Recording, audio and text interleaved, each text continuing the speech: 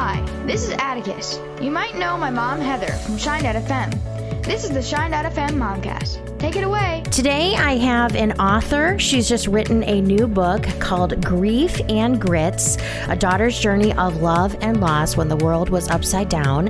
It just became available. I have Marsha Gray Hill today on the Momcast. Why was this book so important for you to write? Oh, it was so important for me to write this book because in order to get through grief, you have to have a lot of grit. And it's a story. I really wanted to write the story about my mom, Adeline Gray, that I lost early during the pandemic. And she wasn't just a number. She was a beautiful soul that touched so many lives while she was here on earth. One of my endorsers wrote that she was the most godliest woman he'd ever met. And so I really wanted to honor her, but it's also a story about me and about the lessons I've learned and how I've grown. But most importantly are the lessons that my mom taught me at every stage in my life. And it's not easy losing a mom at any age because my mom was 91.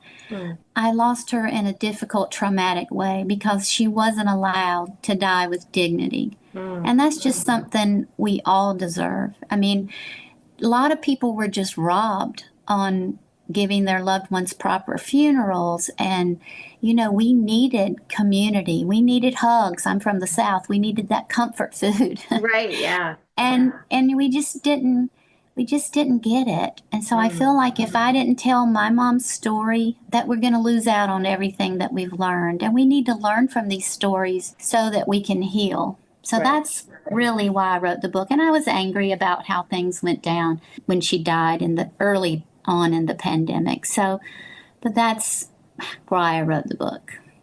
And what would you say, and I would say I'd like to have two parts of this answer if possible, but like, what was the greatest challenge that you faced in caring for your mom, but like within the confines of the pandemic, but then also I would say, what was the greatest challenge that you faced just taking care of your mom as at the end of life in those, I'm sure they both had different challenges in different ways. Yes. Well, before the pandemic, I didn't ever expect to care for my mother, but I did for like over probably 10 years. The roles reversed because she had dementia and eventually Alzheimer's. And so you grow up, your parents take care of you. And then the roles reversed and I became her mother and she was my baby. And so it was very difficult because I wanted to take care of her every second, but I had this huge family. I have 15 grandchildren and, 5 children and, they're not all in the same town with me. And so it was just very challenging. And so I had to start looking for caregivers when she could no longer stay in an assisted living. And so I wanted her close to me. So I had a little apartment right down the street and I started looking for caregivers, but that was so challenging because it's hard to find caregivers that are patient and kind and trustworthy. And I would go through these home care agencies and, they would say, oh, I'm sending the best person tomorrow. And it would just be whoever was available. And so it just got really, really frustrating. It was hard. And during the pandemic, the other side of that was I finally at one point, found great caregivers, but then everyone was scared and some left. And it was very challenging because they were scared like the rest of the world. At first I was upset about that and I've learned to give them grace because we were all scared, you know? Yeah. It was just a difficult time because it was early COVID. And so, but I had one wonderful caregiver that stayed with my mom until she took her last breath. And she ended up with COVID and she didn't care. She stayed right there, literally in the bed with my mother. But it was hard to find her. I'm not gonna lie. Right. Yeah. It was very hard to find the ones because they're never going to be the family member, they're never, and that's just like if you take your kid to daycare or if you hire a nanny, they still need you. Right. So I think a lot of people think, okay, you've got caregivers, but you got to take care of the caregivers and then you want to be there with your mom. So you try so hard to be there as much as you can, because I think truly that's the most important thing. I was just talking with someone, they were saying that there's really high statistics about people that when people are in nursing homes or assisted livings, that their families never show up. They just don't go. They think, oh, they're being taken care of, and they obviously don't need me, or I know everybody gets so busy in their lives, but these parents took care, or loved ones, whoever you're going to see, I'm sure they had some special place in your heart. They were there for us. Yeah. And it's a give back situation. It's, that's how I felt. That's how I felt about my mother, because she was a special mother. That's awesome.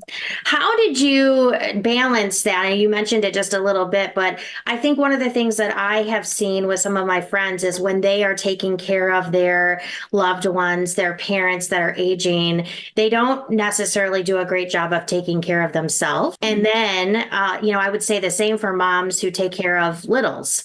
We take care of littles and we raise these kids, but we don't really do a good job of taking care of ourselves. So how did you handle that? Did you feel like you did that well? Did you navigate that? How was that for you in that process? Well, it was really hard. My mom, I live in Florida, but my mom, I grew up in North Carolina. So she was in North Carolina. So I ended up moving her to Florida, which was really difficult because her community was North Carolina. So here I am uprooting her, but I wanted so badly to take care of her myself because I only had one other sibling and he couldn't do it, It was very challenging. So I was kind of doing it alone. The responsibility was 100% me. And I would say to people, try hard to get help and, to reach out to friends and family members, because other family members, if you have them, because you will get burned out. And it can be lonely. And even if you have emotional support, sometimes you don't have all the physical support, but you really need both. But whatever support you can give is crucial, and to try to take time for yourself. That my mother never took care of herself, and I kind of fall in that same category. But I think each generation gets a little better at that, or we're trying to, But I think, it's a two-edged sword. So there's I think our generation is also too much of a me, society. So it's trying to find that balance is just very difficult. I don't know how to give advice because it's just every situation is different. Every story is different. It's just one of the most challenging things I did was care for my mother, but the most rewarding one too. I mean, I would have not had it any other way. And I feel bad for people that I had some resources to help take care of her. And my heart breaks for the ones that don't. But even if you can get them in a home or somewhere, just make sure you get there to be with them as much as possible. Now that you've been through this, looking back, hindsight, do you think there were some, and obviously putting the pandemic aside, you can't plan for a pandemic, but in caring for your mom, are there some things you could have done to plan for that better? And I know we never know. Our family lost a loved one in the last 6 months. You can never plan for that, but if you're looking at your parents are aging, what are some things that someone could do to maybe help plan to make that a little better for them? Yeah, well, I'm a real big planner. With having 5 children, I was always 3 steps ahead of everything. Because I had to be. And so when I moved my mom to Florida, forget about the pandemic, because that just threw it all out the window, everything I planned. When I moved her to Florida, I knew that she wanted to be buried, of course, in North Carolina beside my dad. And so I really started way ahead, especially when she got Alzheimer's, trying to plan her funeral and, every little detail, because I really wanted her to have this amazing funeral, which didn't happen. But I had planned, where she would be buried, what funeral home, just all the, I literally had pictures of her framed in a FedEx box with the FedEx label, ready to go to the North Carolina funeral. And I just wanted her to have such a special one. But there are things I think you can do ahead to get ready. so that it's not so much on you because you're already you're grieving, you're in such a bad place. And the more you can do ahead, I think is very helpful. It still was helpful even with the pandemic because I still had to get my mom to North Carolina. And if I hadn't had those things in place, because I had no one to help me, especially during the pandemic, I couldn't call a friend and say, come over here and help me. They couldn't come in my home. I couldn't reach out to anyone. So I say my plans went down the drain, but thank God I did have the few plans I, did have all the plans I did have in place, because I could pull for some of those plans. They did work, just not everything I envisioned for her. Right. Yeah. So what happened with the funeral? I'm assuming you talk about that in the book, but were you not able to have a celebration of life because of the pandemic? And what did you do with that? Yeah, well, the laws were different in each state. And so getting her back to North Carolina, I had COVID because my mom ended up dying with COVID. We found out 2 days before she died. And so there was all these restrictions back then. You can't be around people if you have COVID until X amount of days, until you've got a second negative test, blah, blah, blah. Right. And I didn't know if people wanted me around them because I was nearing that 13, 14 day.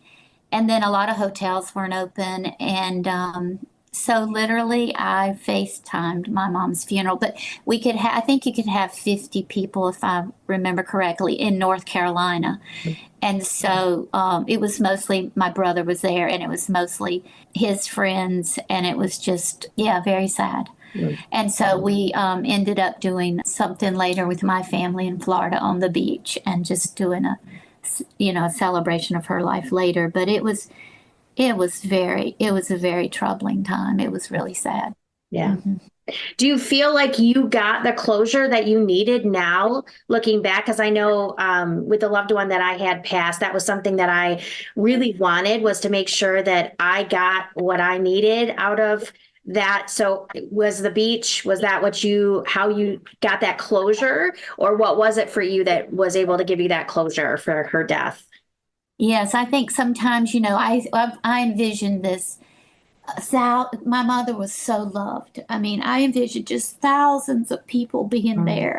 And, I had 2 videos I had made of her life and all these things, but I know that God had a different plan now. When I look back, because you look back and you analyze everything, but Right. sometimes we want these big weddings. It's almost sometimes not for show. I don't mean it like that. I don't mean that in a negative way, because I had a big wedding. My children had big weddings. But I think sometimes the older you get, like, you realize the more intimate things are and the smaller things are more special. So I was like, it was really a blessing in the end that we didn't go. And we had just my little family on the beach with a beautiful prayer. And it was a day that there was not a cloud in the sky. I mean, there had not been one drop of rain.